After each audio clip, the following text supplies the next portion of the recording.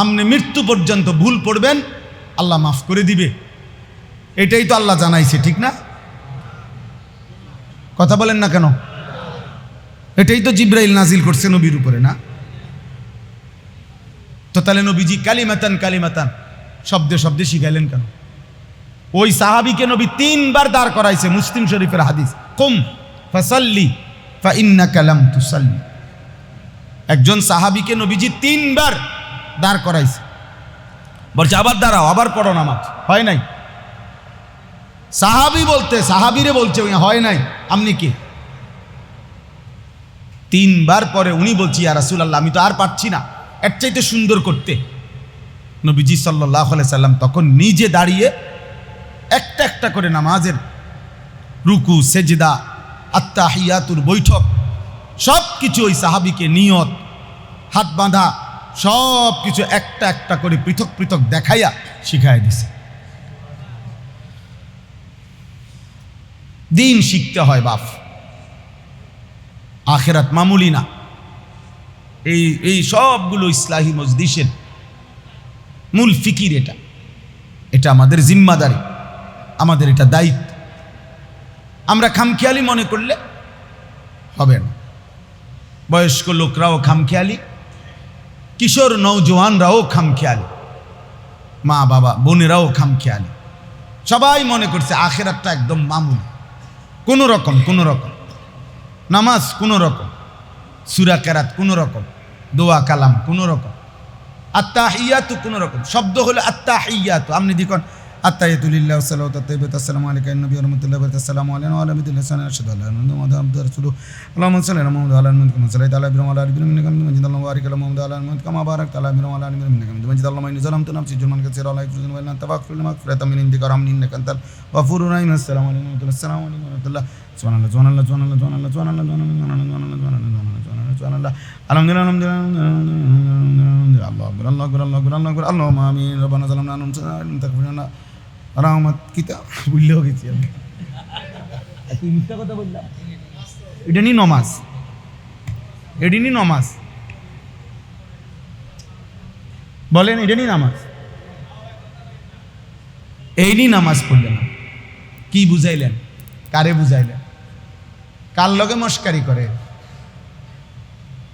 আল্লাহ যদি ফেরেশতা পাঠাইয়া একটা টানা চটকনা মারে যে বেদ তুমি কি বলস, তোর বাপে বুঝেনি, তখন এত তাড়াহুড়া কেন? সময় তোমার আব্বার। আমার শায়েখ আল্লামা মুফতি মুশতাকুর নবী কাসিম হুজুর আমার এটা একদিন বলছিলেন। আমি বলছিলাম, হুজুর আমি হজের সফরে, উমরার সফরে মক্কায় আল্লাহর ঘরের কাছে, হুজুর আমারে বলছে মাওলানা 3 তালা দিয়া তাওয়াফ করেন আল্লাহর ঘরের কাছে। এখন মানে নিচে 2 তালা 3 তালা এইভাবে 6 তালা পর্যন্ত ঘুরাইয়া এগুলা ব্যবস্থাপনা আছে, তাওয়াফ করা যায়। তো 3 তালা দিয়ে তাওয়াফ করলে আস্তে আস্তে থাইমা থাইমা সুন্দর করে তাওয়াফ করা, কোনো ঠেলা ঠেলি নাই আর কি, মানুষের ভিড়টা কম। তো হজরত আমারে বলছে মাওলানা এই 3 তালা দিয়ে তাওয়াফ করবে। তা আমি 2-3 দিন পরে একদিন বললাম, হুজুর উপরে 3 তালা দিয়ে তাওয়াফ করলে 1 ঘন্টা 10 মিনিট লাগে 7 চক্কর দিতে, আর নিচে 7 চক্কর দিতে সর্বোচ্চ 20 মিনিট লাগে, সময় বেশি লাগে এখানে 70 মিনিট আর 20 মিনিট, তাহলে 50 মিনিট কি বেশি লাগে। এই তখন হুজুর আমারে বলছিলেন, মাওলানা সময় কি আপনার আব্বার? বলছি না, আল্লাহ। তাহলে আল্লাহর দেওয়া সময় আল্লাহর জন্য একটু বেশি ব্যয় হবে, এতে আপত্তি কিসের? আপত্তি হবে কেন? আপনি জুমার নামাজে বসলে এমন করেন কা 1:30 বাজলে কি হইছে? 1:35 বাজলে সমস্যা কি? 1:30 জুমার নামাজের নিয়ত বানতেই হবে, এটা কোরআনের আয়াত, এটা হাদিস।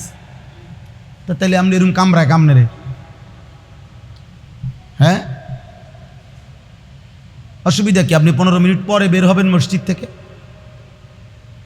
বলে আপনি এরপরে কি করবেন? জুমার পরে গিয়া ভাতের থালাটা ছাড়া, ভাত কতটি খাউন ছাড়া আর কি কামটা জুমার পরে? আর কি আপনি মাড়ি কাটবেন এখন? আপনি তো ভাতে খাবেন, এই তো আর কি, তো ভাত 15 মিনিট পরে খান।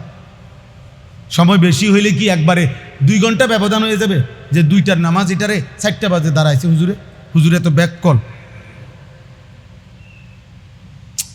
নাহলে 15 মিনিট কি হবে, 20 মিনিট এদিক সেদিক হবে নাকি, সব মিলাইয়া 15-20 মিনিট এত দামি হয়ে গেল আপনার মসজিদ থেকে বের হইতে পারা সফলতা।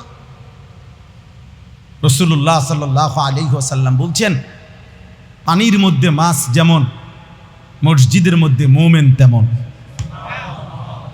আল মুমিনু ফিল মসজিদ কাসসামাকি ফিল মা। আর খাঁচার মধ্যে পাখি যেমন, মসজিদে মুনাফিক তেমন। খাঁচার পাখি যেমন সারাক্ষণ ছটফট করে, মুনাফিক মসজিদে আসলে এমন ছটফট করে। এজন্য 2 রাকাত ফরজ শুক্রবার জুমার দিন ইমাম সাহেব সালামটা ফিরাইতেই যেই সমস্ত মুসল্লি সাথে সাথে বের হয়ে যায়, তারে শয়তানে কামড়ায়, তারে ইবলিসে কামড়ায়, তারে গুড়া কিরমি কামড়ায়। তাহলে সমস্যাটা কি? 4 রাকাত সুন্নত যদি এটা প্রয়োজনই না হইতো জুমার পরে, তো ইমাম সাহেব পড়ে কেন? আপনি জিজ্ঞাসা করেন না কেন যে হুজুর আপনি বেহুদা জিনিসটা কেন পড়েন? আপনি দেখেন না আমি সবসময় বাইরে হয়ে যাই, আপনি আমার থেকে শিখতে পারেন না? হ্যাঁ, আপনার কারণে সবসময় দাওয়াতে দেরি হয়, আপনি লেগে বইয়া তখন লাগে। বলেন 4 রাকাত সুন্নত জুমার পরে ইমাম সাহেব তার আব্বার বাড়ির থেকে এটা বানাই আনছে নাকি? কথা বলেন না কেন?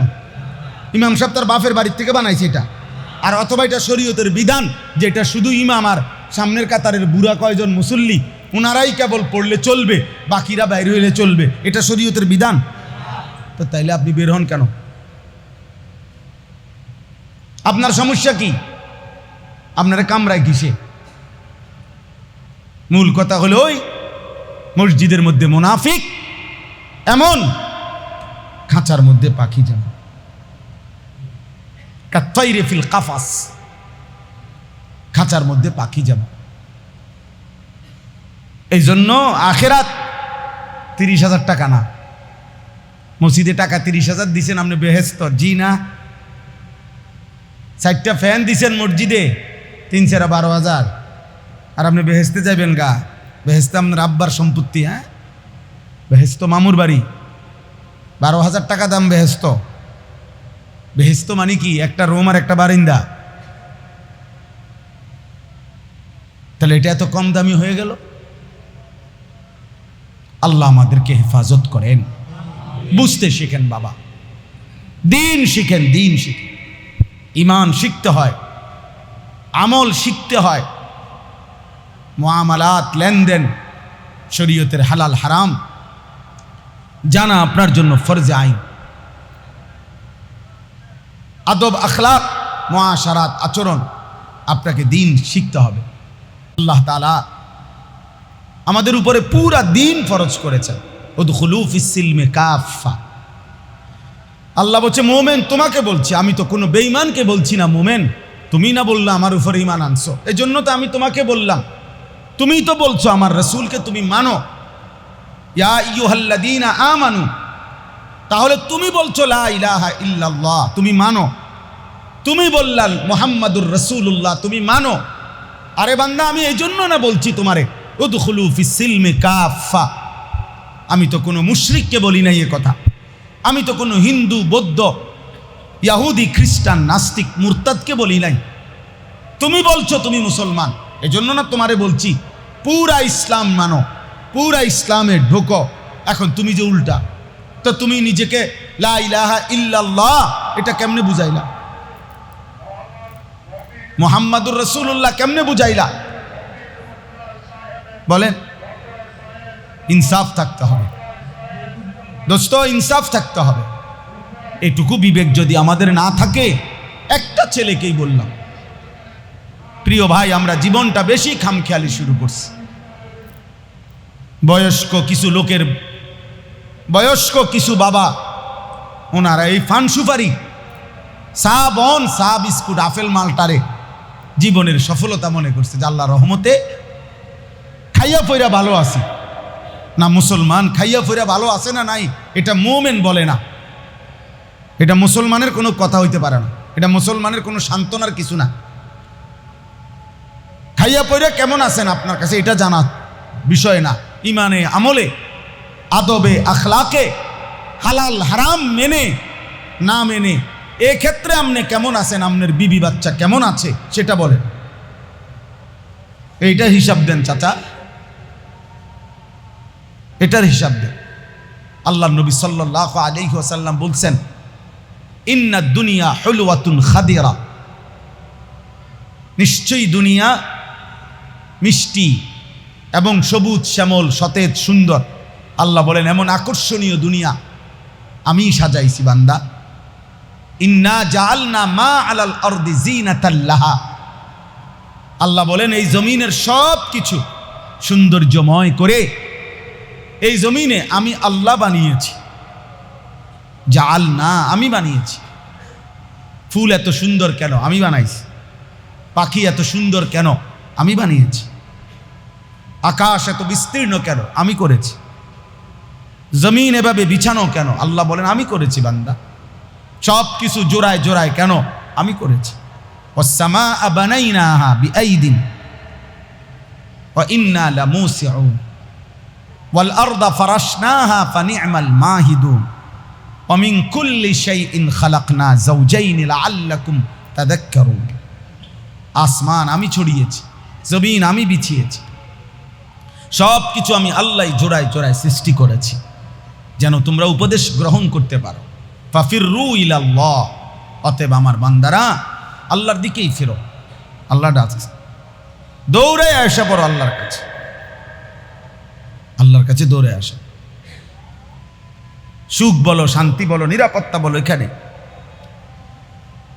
তাইলে তামাম দুনিয়া আল্লাহ তাআলা সৃষ্টি করে সুন্দর করে সাজিয়েছেন। এরপরে নবীজি বলেন ওয়া ইন্নাল্লাহা মুস্তাখলিফুকুম ফিহা। এই আমি আমার আয়াতের জন্যই কথা বলতেছি, আর অল্প একটু বললে শেষ হয়ে যাবে ইনশাআল্লাহ। নামাজ কোথায়? আচ্ছা মাশাআল্লাহ। তাইলে বসেন, কোনো পেরেশানির দরকার, আমরা একসাথে এখানেই নামাজ পড়ব, ওযুর জন্য সময় দেওয়া হবে। ওয়া ইন্নাল্লাহা মুস্তাখলিফুকুম ফিহা, আল্লাহ নবী বলেন আর নিশ্চয়ই আল্লাহ তাআলা তিনি তোমাদেরকে এই জমিনের মধ্যে থাকতে দিয়েছেন। এই আলো, রোদ, বৃষ্টি, শান্তি, স্বস্তি, নিরাপত্তা, সুস্থতা এটা আল্লাহ তাআলাই দিয়েছেন। কি বলে? আল্লাহ তাআলাই দিয়েছেন।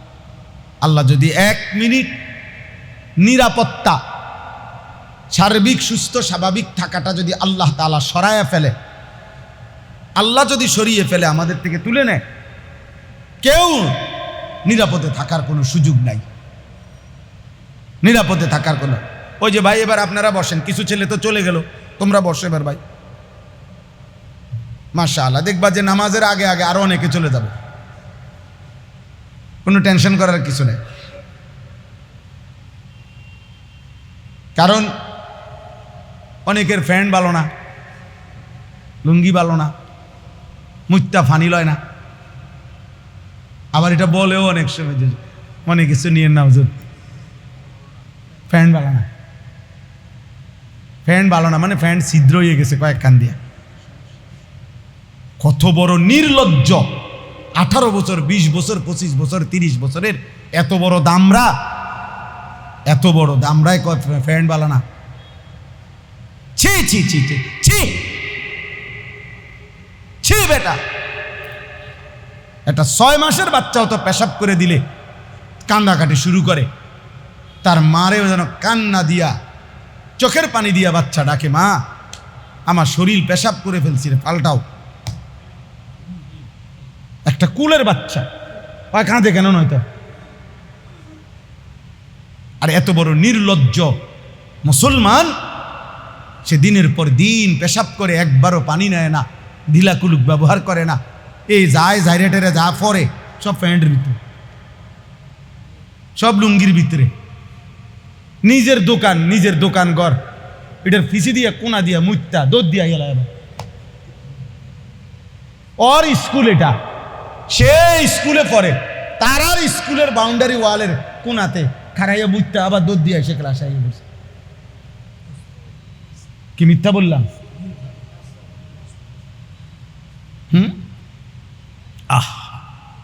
আখলাক কোথায়? আখলাক কোথায়? অপবিত্র মানুষ ঘৃণিত, অপবিত্র মানুষ শয়তানের বাসা। পবিত্রতার মধ্যে যার মধ্যে নাই ইহতিমাম নেই। কোরআনুল কারীমের মধ্যে আছে আমাদের নবী সাল্লাল্লাহু আলাইহি সাল্লামের জামানায় কুবাবাসী, কুবা মদিনার প্রথম নবীজি সাল্লাল্লাহু আলাইহি সাল্লাম হিজরতের পরে যেখানে ঢুকছেন প্রথম আইসা, এই জায়গাটার নাম হলো কুবা নগরী, এখনো কুবা নাম। তো মদিনার মধ্যে পানির খুব সমস্যা দেখা দিছে। তখনও ওই নগরীর মানুষরা, ওই মুসলমানরা, তারা তাদের খাবারের পানি, রান্নার পানি কমাইয়া কিন্তু পেশাব পায়খানার পবিত্রতার ক্ষেত্রে পানি ব্যবহার পবিত্রতার ক্ষেত্রে কমায় নাই। তাফসীরের মধ্যে আছে আল্লাহ তাআলা এটা খুব পছন্দ করছে যে দেখো আমার বান্দা পবিত্রতার জন্য কি গুরুত্ব তার, যে প্রয়োজনে পানি কম খামু, প্রয়োজনে রান্না বান্না অন্য ক্ষেত্রের পানি কম লাগবে ব্যবহার করব, কিন্তু পবিত্রতা অর্জনের জন্য পানি কি করা যাবে না, কম করা যাবে না। আল্লাহ তাআলা কোরআনুল কারীমের মধ্যে আছে সরাসরি আল্লাহ কোরআনের আয়াত নাজিল করে ওই মানুষগুলোর প্রশংসা করেছে। ফীহি রিজালুন ইউহিব্বুনা আন ইয়াতাতাহহারু ওয়াল্লাহু ইউহিব্বুল মুত্তাহহিরিন। আল্লাহ বলছে বন্ধু জানেন আপনি, আপনার সাহাবীদের মধ্যে কিছু সাহাবী এমন যারা ভালোভাবে পবিত্রতা অর্জন করাকে খুব ভালোবাসে, আর এই মানুষগুলোকে আমি আল্লাহ আরশে আজিম থেকে এখনই জানিয়ে দিলাম এই মানুষগুলোকে আমি আল্লাহও ভালোবাসি। আমরা তো সবাই অপেক্ষায় আছি কোন দিন শুনবো আল্লাহ আমার উপরে রাজি হইছে না নাই, হাসরের মাঠে গেলে জানতে পারবো। আর ওরা জমিনে থাইকে যায় না, ওরা জানছে না। আল্লাহু ইউহিব্বুল মুত্তাহহিরিন। রব্বুল আলামিন বলে বন্ধু পবিত্রতা অর্জনকারী এই বান্দাদেরকে আমি খুব ভালোবাসি। ইন্নাল্লাহা ইউহিব্বুত তাওয়াবিন ওয়া ইউহিব্বুল মুতাতাহহিরিন। আল্লাহ বলে বন্ধু অন্তরটাকে যে পবিত্র করে গুনাহ থেকে আমি তাকেও ভালোবাসি, বাহ্যিক শরীরটাকে পবিত্র করে যে নাপাকি থেকে আমি তাকেও ভালোবাসি। ইন্নাল্লাহা ইউহিব্বুত তাওয়াবিন ওয়া ইউহিব্বুল মুতাতাহহিরিন। সুবহানাল্লাহ। এজন্য যুবক ভাই, নওজোয়ান, আখলাক শিখো, সৌন্দর্য শিখো। শরীর নাপাক পাউডার লাগাও কিত্তা, শরীর নাপাক স্প্রে মারো, শরীর নাপাক চুল ফিরাও। হ্যাঁ, এটা কি হইল? শরীর তো অপবিত্র, দুর্গন্ধ। আল্লাহ আমাদেরকে হেফাজত করে। চলেন ওই কথা, ওয়া ইন্নাল্লাহা মুস্তাখলিফুকুম ফিহা। আল্লাহ নবী সাল্লাল্লাহু আলাইহি সাল্লাম বলেন নিশ্চয়ই আল্লাহ তাআলা তোমাদেরকে জমিনে তিনি সুস্থ স্বাভাবিকভাবে থাকতে দিয়েছেন। একটা কিছু আল্লাহ তাআলা, আল্লাহ নিরাপত্তা এলোমেলো করে দিলে আমাদের আর বাঁচার, সুস্থ থাকার, স্বাভাবিক থাকার কারো কোনো ক্ষমতা নেই, কারো কোনো ক্ষমতা নাই। মাইলস্টোন স্কুল অ্যান্ড কলেজের ওই ছোট ছোট বাচ্চা যেগুলো বিমান দুর্ঘটনায় ওই স্কুলে মারা গেছিল, তো সেদিন ওই স্কুলের মধ্যে সিসি ক্যামেরা ছিল না, ঠিক না? তো সিসি ক্যামেরা না বলে আছে, তো ওরা মরল কেন? সেদিন ওই স্কুলে দারোয়ান ছিল না, তোরা মরল কেন? সেদিন ওই স্কুলের মধ্যে টিচাররা ছিল না, তো ওরা মরল কেন? রব্বুল আলামিন বলছে বান্দা তোমার ওই সিসি ক্যামেরার দরজা জানালা এটা কোনোটাই মূল বিষয় নয়। আমি ভালো রাখলে ভালো থাকা, আমি ভালো না রাখলে ভালো না থাকা, আমি হায়াত দিলেই বেঁচে থাকা, আমি হায়াত না দিলে এক সেকেন্ড থাকার কোনো সুযোগ নেই। ওয়া ইন্নাল্লাহা মুস্তাখলিফুকুম ফিহা ওয়া ইয়াজআলুকুম খুলাফা আল আরদ।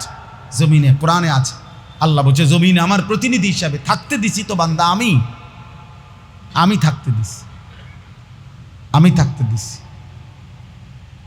হ্যাঁ, 16 বৎসর যিনি এই মানুষগুলো নিয়েই ছিলেন, এই বাহিনী, এই সরকারের এই সব বাহিনী নিয়ে, কিন্তু যেদিন আল্লাহ তাআলা নিরাপত্তা তুলে নিছেন 1 ঘন্টার জন্য, তার পরবর্তী 1 ঘন্টার থাকতে পারে নাই, দৌড় দিতে হয়েছে, দৌড় দিতে হয়েছে। নেপালের ওই মন্ত্রী, প্রধানমন্ত্রী সহ সবগুলো আল্লাহ তাআলা নিরাপত্তা সরাই নিলে রাষ্ট্রের সর্বোচ্চ ক্ষমতায় থাইকাও অর্থমন্ত্রী যিনি নেপালে, অর্থাৎ বেটা হইল সারা দেশের টাকার মেন খনি, তার হাতে তো সব টাকা, এ বেটা যে বেটার মেন অর্থমন্ত্রী, আহা তারে ফিরতে ফিরতে উলঙ্গ কইরা, এরপরে তো উলঙ্গ করে ছাড়ে নাই, উলঙ্গ করে নিচে ফেলাই দিছে, ওইখানে আবার ইডা মারতে মারতে বেচারা আবার দাঁড়াইছে, আবার পইরা গিয়া শেষ পর্যন্ত মারা গেছে।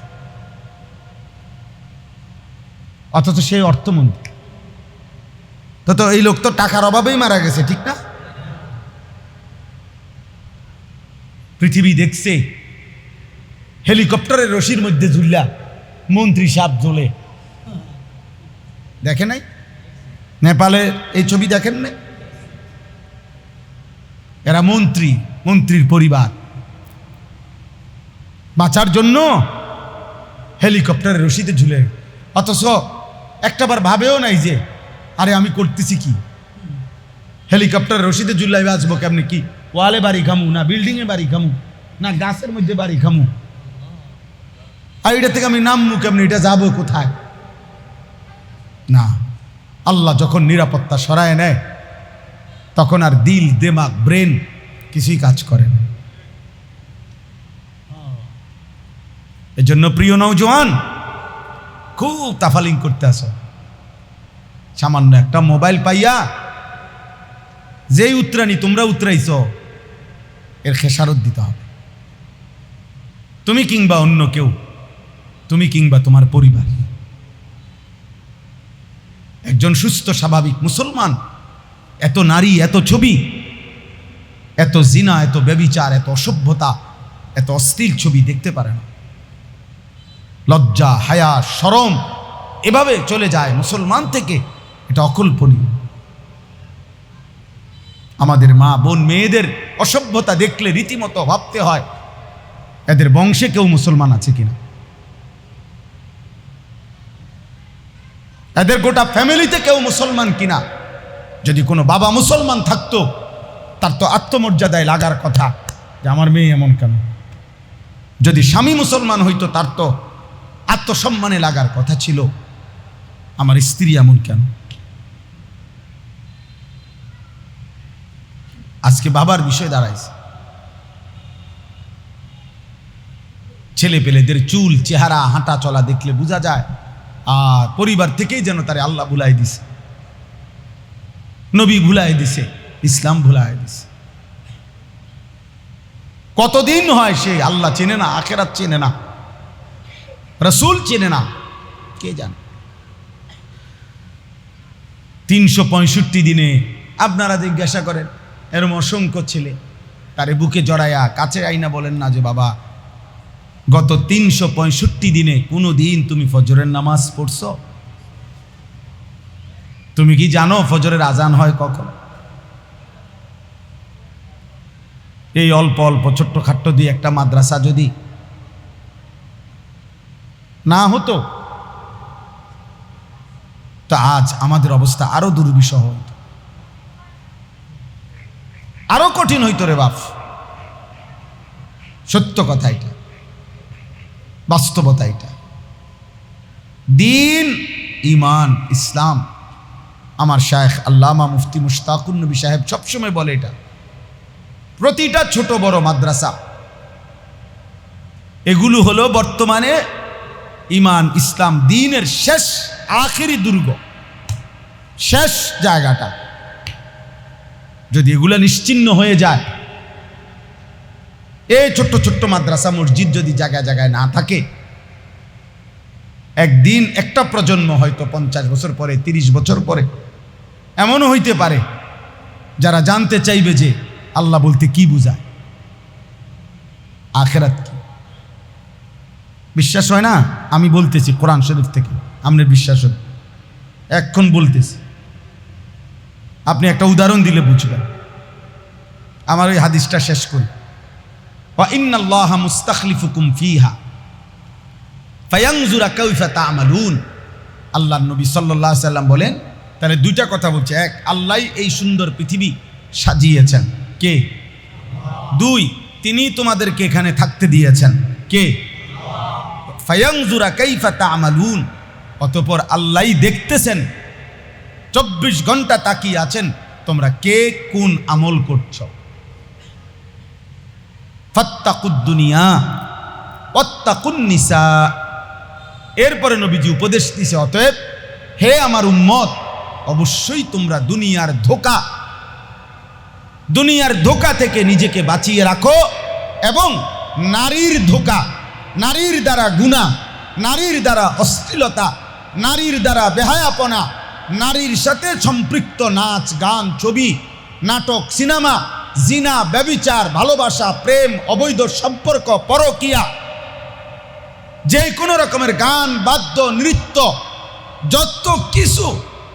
যত কিছু নারীকে দিয়ে হইতে পারে, যত গুনাহ, আল্লাহ নবী বলেন এই ফাঁদ, এই ধোঁকা থেকে বাঁচো, বাঁচো, বাঁচো, বাঁচো,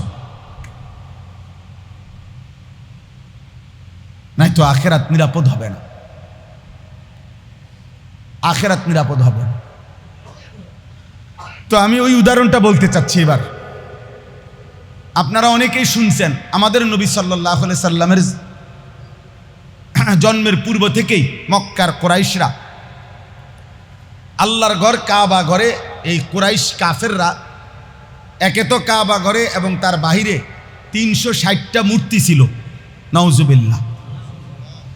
আর এই কাবা ঘরের চারদিকে তাওয়াফ যুগ যুগ থেকে, ইব্রাহিম আলাইহিস সালামের জামানার থেকেই চলতো।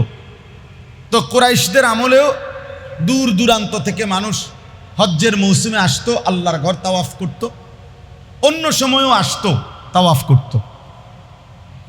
তো আল্লাহর ঘরের তাওয়াফ করতে গিয়ে নির্ধারিত পোশাক আছে, আপনারা জানেন। মানে এহরামের একটা পোশাক আছে, দেখছেন না? 2 কাপড়ের, মানে 2 টুকরা চাদর, সাদা, এই পোশাক তাওয়াফের এহরামের পোশাক এটা। তো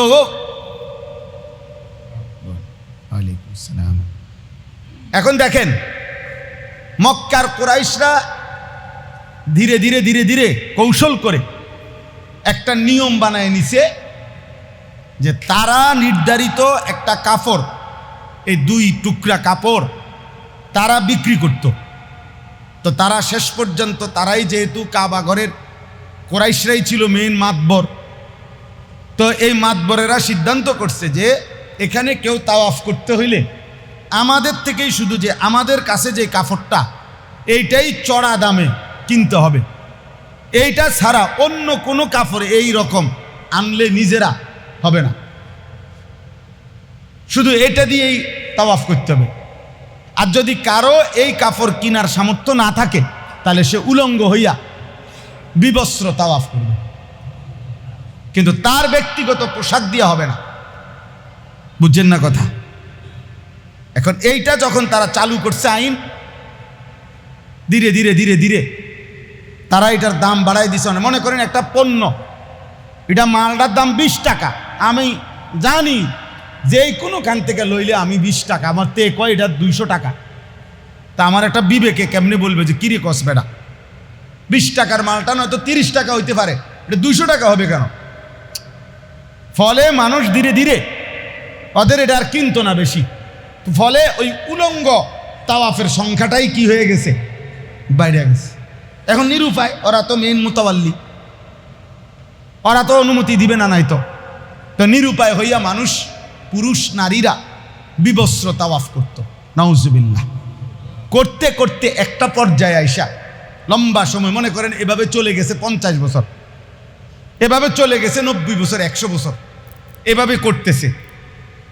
এই 100 বছর পরে একটা সময় আইসা ইসলাম যখন আল্লাহর নবী সাল্লাল্লাহু আলাইহি সাল্লাম ইসলামের দাওয়াত শুরু করলেন, তখন নবীজি আল্লাহর পক্ষ থেকে স্পষ্টভাবে এটা নিষেধ করছেন যে এটা অসভ্যতা, এটা অশ্লীলতা, এই যে উলঙ্গ কাবা ঘর তাওয়াফ করা এটা হারাম, এটা অশ্লীলতা, বেহায়াপনা, ফাহিশা। আরবিতে অশ্লীলতাকে বলে ফাহিশা, এটা ফাহিশা কাজ।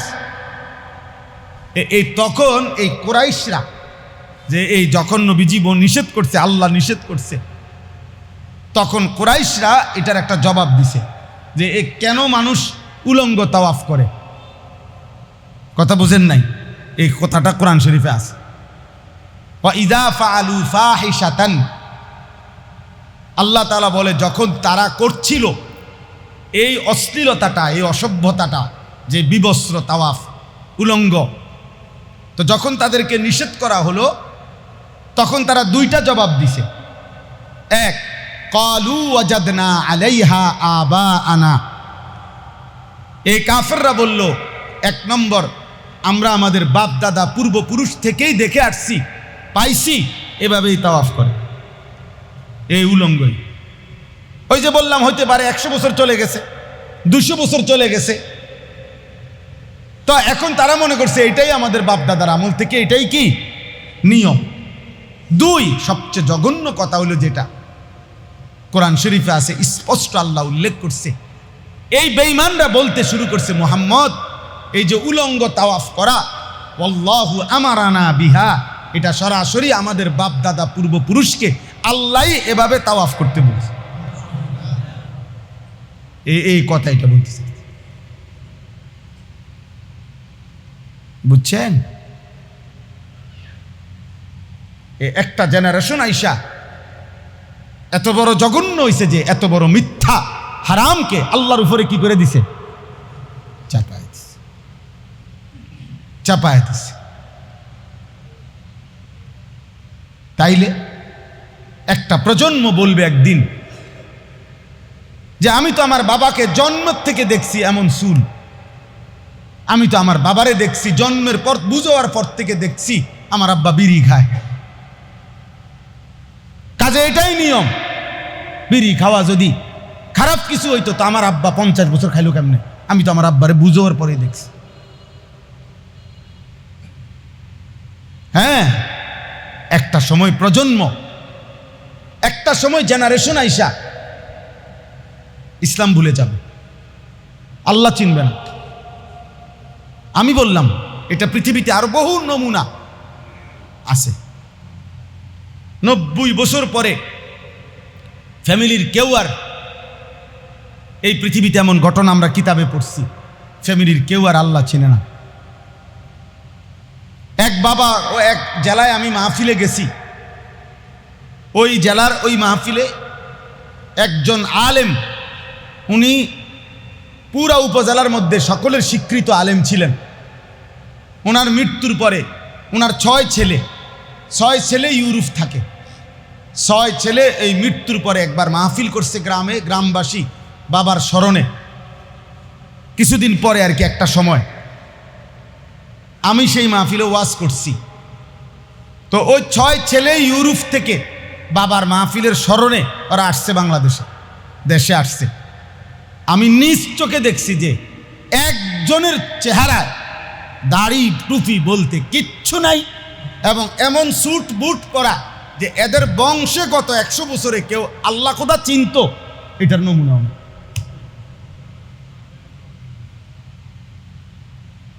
তাহলে এরপরের জেনারেশন হবে জুনায়েদ বাগদাদি। জি, এরপরের জেনারেশন কি হবে চাচা? বাইজিদ বুস্তামি হবে না?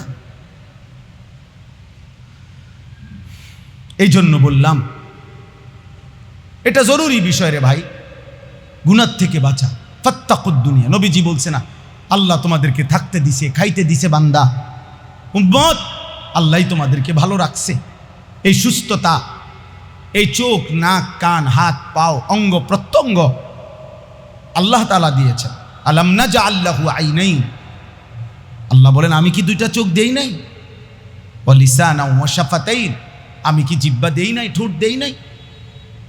তাইলে দয়া করে আল্লাহ তাআলা আমাদেরকে এই শরীর, স্বাস্থ্য, জীবন, যৌবন, সুস্থতা, অর্থ, সম্পদ, স্ত্রী, সন্তান, মাল, দৌলত আল্লাহ দিছেন। আর আল্লাহ তাআলা আমাদের কাছে ঈমানের পরে দুইটা জিনিস মৌলিকভাবে আল্লাহ চায় প্রত্যেক মুমিনের কাছে। এক, গুনাহ ছেড়ে দাও, আমার নিষেধগুলো ছেড়ে দাও।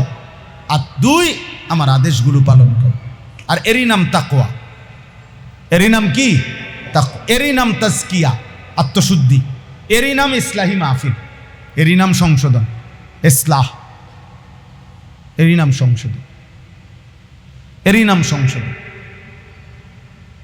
আল্লাহ তাআলা এটা আদেশ করেছেন, নবীজি এটা আদেশ করেছেন। ইত্তাকিল মাহারিম, নবীজি বলছেন সমস্ত হারাম থেকে বেঁচে থাকো। তাকুন আবাদান নাস, তাহলে তুমিই হবে সবচেয়ে বড় ইবাদতওয়ালা, আল্লাহওয়ালা। কি থেকে বেঁচে থাকো? হারাম থেকে। বলেন না, কি থেকে? হারাম থেকে বেঁচে থাকো, হারাম থেকে বেঁচে থাকো। নবী সাল্লাল্লাহু আলাইহি সাল্লাম বলেন ইয়াকুম ওয়া মুহাক্কারাতিজ যুনুব, সাবধান উম্মত, ছোট্ট থেকে ছোট্ট গুনাহ থেকেও বাঁচিয়ে থাকো, বেঁচে থাকো। কেন? ফাইন্নাহুন্না ইয়াজতামিউনা আলার রাজুল হাত্তা ইউহলিকনাহু, ছোট্ট ছোট্ট বিন্দু বিন্দু গুনাহ ধীরে ধীরে কোনো মানুষের মধ্যে জমা হলে একদিন এই ছোট্ট গুনাহগুলোই বড় আকার ধারণ করে ওই ব্যক্তিকে জাহান্নামে ফেলে দেবে, ধ্বংস করে দেবে, বরবাদ করে দেবে। ছিল তো সগীরা গুনাহ, কিন্তু বারবার করতে করতে সেটা এখন হয়ে গেছে কি? কবিরা। ইসরার আলা সগীরা কবিরা, কবিরা গুনাহ হয়ে গেছে। কোরআনুল কারীমের মধ্যে আল্লাহ তাআলা বলছে কুল তাআলাউ আতলু মা হাররামা আলাইকুম রাব্বুকুম, হে নবী আপনি বলে দেন যে ও আমার উম্মত শুনো, আমি আল্লাহর পক্ষ থেকে তোমাদের জন্য যেগুলো হারাম সেগুলো শোনাচ্ছি। একটা একটা করে মোট 10টা বিষয় নবীজি ওই আয়াতের মধ্যে আছে। 3 আয়াত মিলাইয়া নবীজি বলছেন আল্লাহর পক্ষ থেকে কোরআন একেবারে আদম থেকে কিয়ামত পর্যন্ত সর্বযুগে হারাম এমন 10টা বিষয় আল্লাহ তাআলা সেখানে উল্লেখ করছে। এবং 3 বার আল্লাহ বলছেন যালিকুম ওয়াসাকুম বিহি ওয়াসাকুম বিহি ওয়াসাকুম বিহি। 3 আয়াতের পরে এই কথাটা বলছে, হে আমার বান্দা, এটা আমি আল্লাহর ওসিয়ত, এটা আমি আল্লাহর ওসিয়ত, এটা আমি আল্লাহর ওসিয়ত যে গুনাহ ছাড়ো, হারাম ছাড়ো, হারাম ছাড়ো, হারাম ছাড়ো, হারাম ছাড়ো। দোস্ত আমার, ওই 10টার মধ্যে একটা হলো ওয়ালা তাকরাবুল ফাওয়াহিশা মা যাহারা মিনহা ওয়া মা বাতান। আল্লাহ বলছে প্রকাশ্য এবং গোপন যাবতীয় অশ্লীলতা তার কাছেও যেও না, তার কাছেও যেও না, তার কাছেও যেও না। এবার এই আয়াত দেখেন, এই আয়াত এবার শুনেন, তাইলে আমার কথা শেষ। এখানেও ঠিক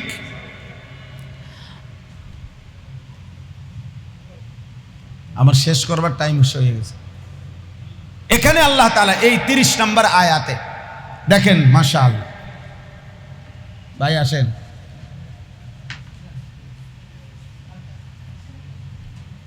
আমাদের বয়সে কম আমার বড় ভাই আসছেন। বয়সে কম তো স্বীকার করছি, বয়সে কম, কিন্তু আল্লাহ তাআলা প্রিয় ভাই, আলহামদুলিল্লাহ বাংলাদেশের একজন প্রিয় মানুষ, বলেন আলহামদুলিল্লাহ। আমাদেরই গর্ব, আমাদেরই অহংকার। হযরত মাওলানা শামসুদ্দোহা আশরাফি দামাত বারাকাতুহুমুল আলিয়া, আলহামদুলিল্লাহ। তাইলে একটু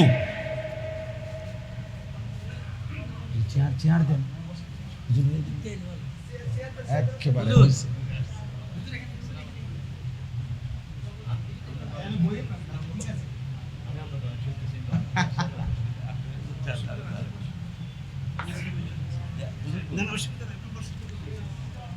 যে আমার শেষ হতো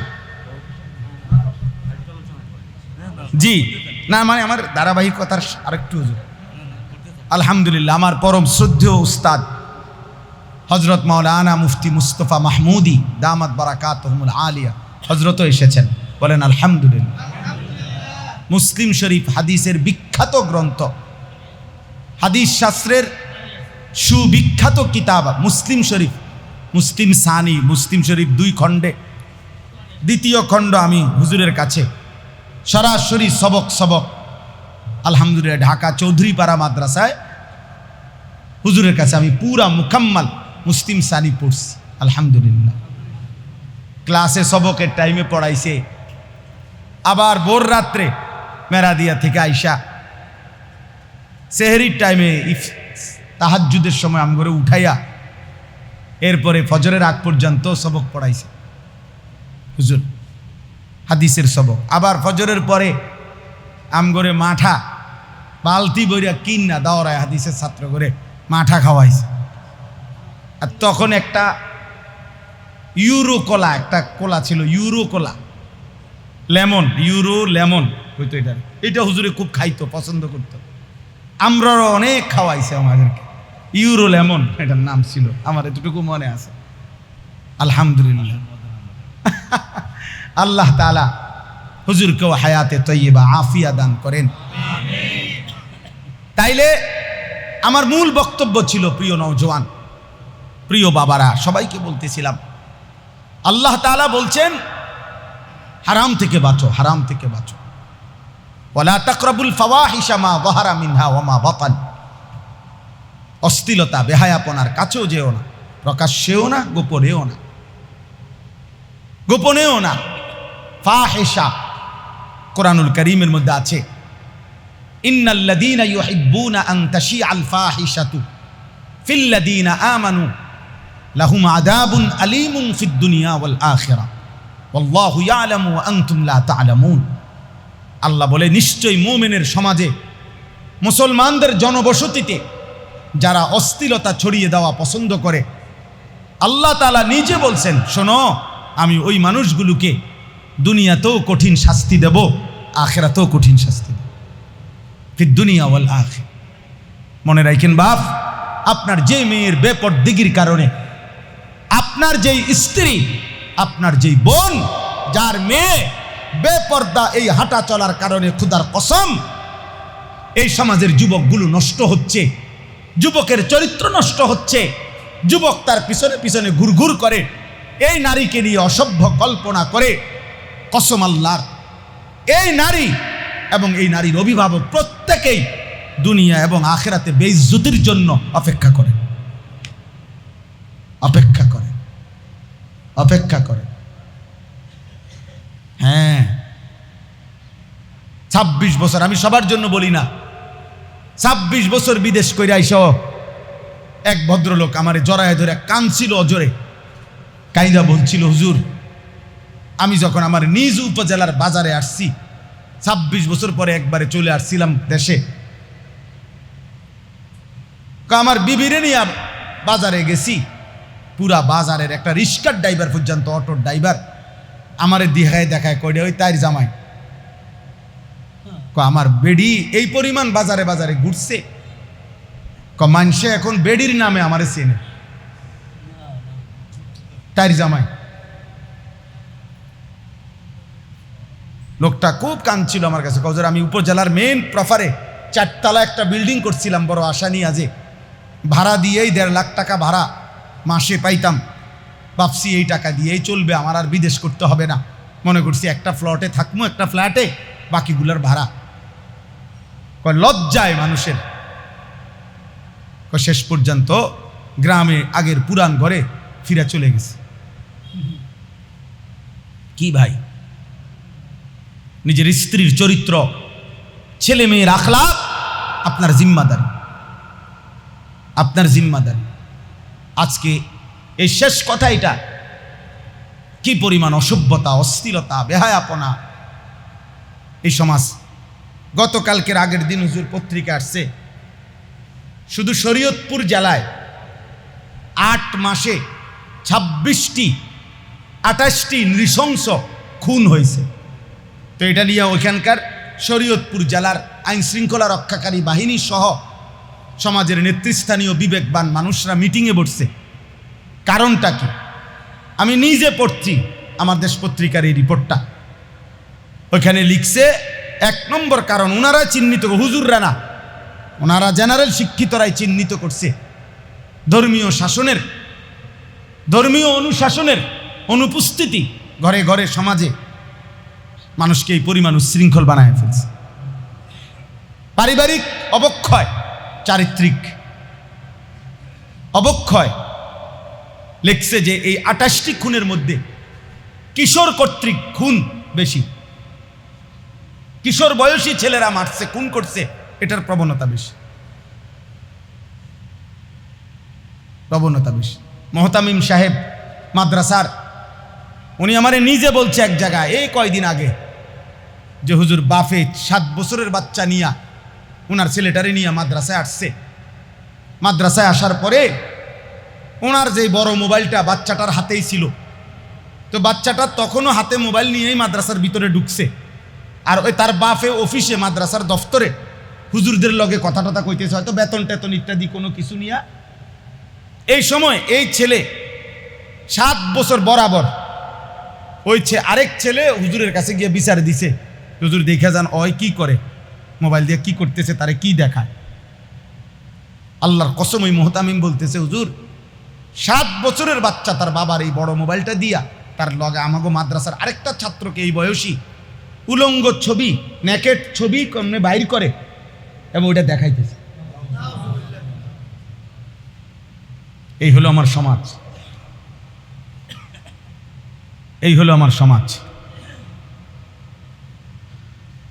ঢাকা শহরে বর্তমান আতঙ্ক যতগুলো বিষয় নিয়ে সবচেয়ে বেশি ভীতিকর মানুষের কাছে, এর মধ্যে একটি অন্যতম আতঙ্কের নাম হলো কিশোর গ্যাং।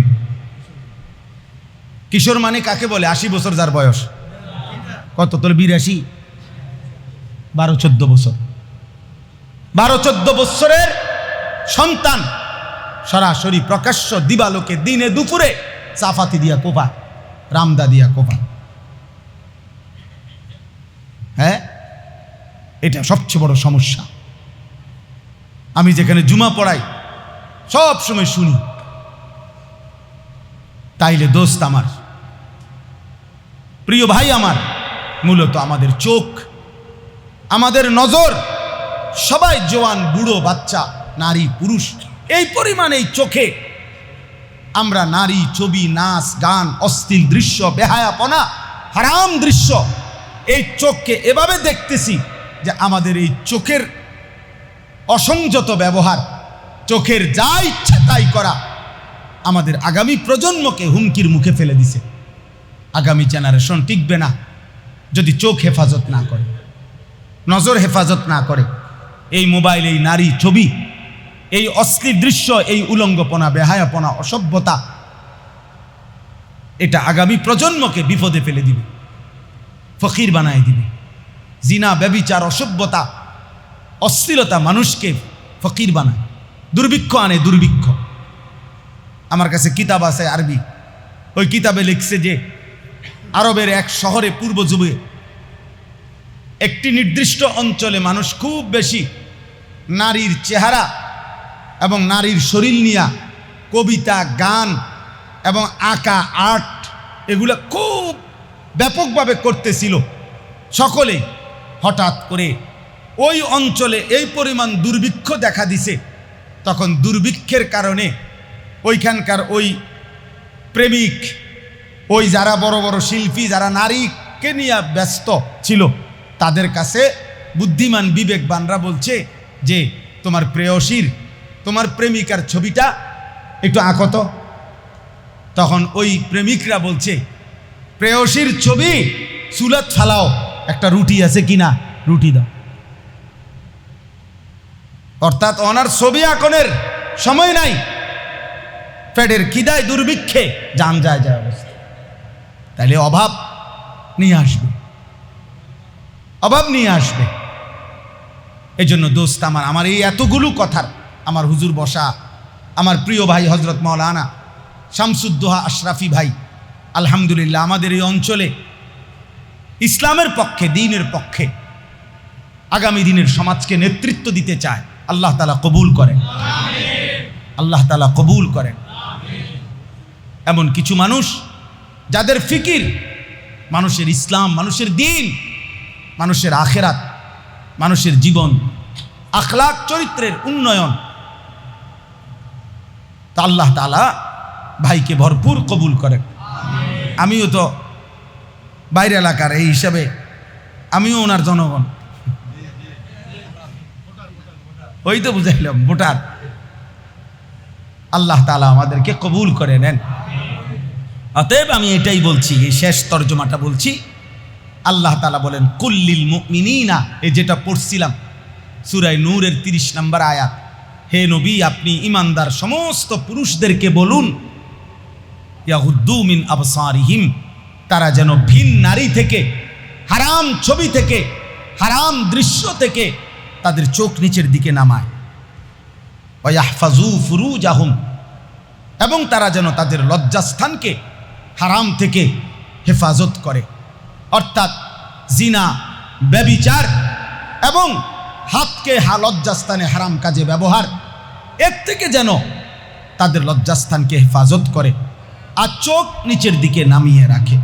আল্লাহ তাআলা বলেন যালিকা আযকা লাহুম, আল্লাহ বলেন হে নবী আপনি বলে দেন, কোনো ইমানদার পুরুষ যদি চোখ নামিয়ে রাখে ভিন নারী থেকে, বাস্তবে হোক আর ছবি থেকে হোক, আর হইল লজ্জাস্থান যদি হেফাজত করে, তা আমি আল্লাহ বলে দিলাম 100 সর্বোচ্চ 100% অন্তরের পবিত্রতা আমি তাকে দিয়ে দিলাম। তাজকিয়া করে দেব, অন্তর পবিত্র করে দেব। এই ইসলাহি মাহফিল, ইসলাহ হয়ে যাবে, দিল সুন্দর হবে, কলিজা সুন্দর হবে, অন্তরাত্মা পবিত্র হবে, চোখ নামাও নিচের দিকে। ইন্নাল্লাহা খাবীরুম বিমা ইয়াসনাউন, আল্লাহ তাআলা বলে নিশ্চয়ই আল্লাহ তাআলা তোমরা যে যা করছো, এখানে ইয়াসনাউনের তাফসীরের মধ্যে আছে ঘুরাইয়া পেঁচাইয়া, কৌশলে সুকৌশলে, তারপরে আনাসে কোনাসে, হ্যাঁ কেউ বোঝে নাই, কেউ টের পায় নাই, এমন চালাকি কইরা যত রকমে তুমি যত গুনাহ করছো, আড়ালে গোপনে একাকী সঙ্গোপনে, যেমনে হোক সাতবক জমিনের নিচে, সাত আসমানের ঊর্ধ্বে, পাহাড়ে জঙ্গলে, রাত গভীরে, যখন যাই করছো, যত কৌশলেই করো না কেন, আল্লাহ বলেন নিশ্চয়ই আল্লাহ তোমাদের প্রত্যেকটা আচরণের শতভাগ খবর রাখছেন, দেখতেছেন, লিখাইতেছেন, নিজে খবর রাখছেন। অতএব আল্লাহকে ফাঁকি দেওয়া যাবে কখন? কথা বলেন না, আল্লাহকে ফাঁকি দেওয়া যাবে? আল্লাহ থেকে আড়াল হওয়া সম্ভব? অতএব শেষ কথা আমার এটাই, আজকের এই ইসলাহি মজলিসে যে কয়জন যুবক ভাই আছো ভাইয়া, আগামী দিনে তোমরা নয়তো কষ্ট পাইবা বাপ, চরিত্র হেফাজত করো দোস্ত।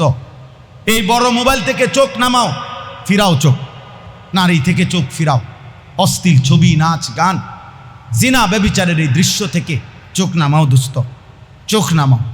আল্লাহ তাআলা ওয়াদা আছে, তুমি চোখ নিচের দিকে নামাইবা, আমি রব্বুল আলামিন তোমাকে ঈমানের হালাওয়াত, ঈমানের স্বাদ, মজা আমি তৎক্ষণাৎ দিয়ে দেব। আবদালতুহু ঈমানান ইয়াজিদু হালাওয়াতাহু ফি কলবি।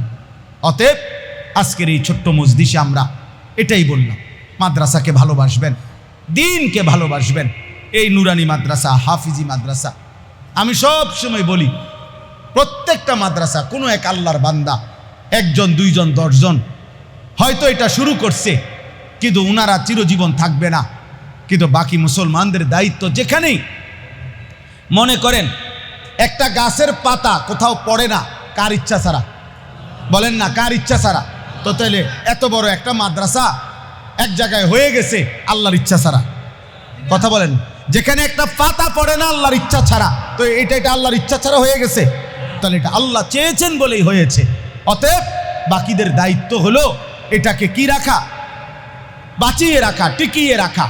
অতএব প্রত্যেকের কাছে অনুরোধ, আমি সব সময় একটা কথা বলি যে হে বাবারা, চাচারা, ভাইয়েরা, বন্ধুরা, কোনো মাদ্রাসা, কোনো মসজিদ, কমপক্ষে আপনি যদি এই মাদ্রাসার কোনো উপকার করতে না পারেন, 2টা টাকা দান করতে মন না চায়, কিন্তু কোনোদিন যেন কোনো আলোচনায়, কারো আলোচনায় যেন আপনার নামে কেউ এটা না বলে যে এই লোকটা মাদ্রাসার বিরোধী।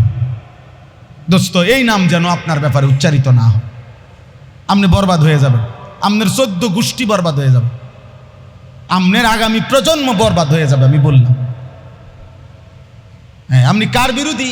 আপনি ওই ব্যক্তির বিরোধী না, আপনার ব্যাপারে তো মানুষ বলছে আপনি মাদ্রাসার বিরোধী, আপনি মসজিদের বিরোধী, আপনার পুরা প্রজন্ম ক্ষতিগ্রস্ত হবে। এই জন্য দয়া করে প্রত্যেকেই এই মাদ্রাসাকে ভালোবাসবেন, বলেন ইনশাআল্লাহ। মাদ্রাসার জন্য দোয়া করবেন, মাদ্রাসায় সন্তান পড়তে দিবেন, মাদ্রাসার জন্য নিজ নিজ সামর্থ্য অনুপাতে সাদাকা করবেন। আল্লাহ তাআলা আমাদেরকে তৌফিক দেন। মাশাআল্লাহ, মাশা সভাপতি সাহেবের আম্মা, প্রতিষ্ঠাতার আম্মা 7,000 টাকা নগদ দিয়েছেন, আরো 1 লক্ষ টাকা দিবেন। আল্লাহ কবুল করেন, আলহামদুলিল্লাহ। আল্লাহ তাআলা ভরপুর বরকত দান করেন। আমার প্রিয় ভাই কথা বলুক, এরপরে শুনেন। হুজুর বলবো পরে, আপনি আগে কর 1 মিনিট। হুজুর তো মুনাজাত করে কথা, হুজুর তো আমাকে মুরব্বি।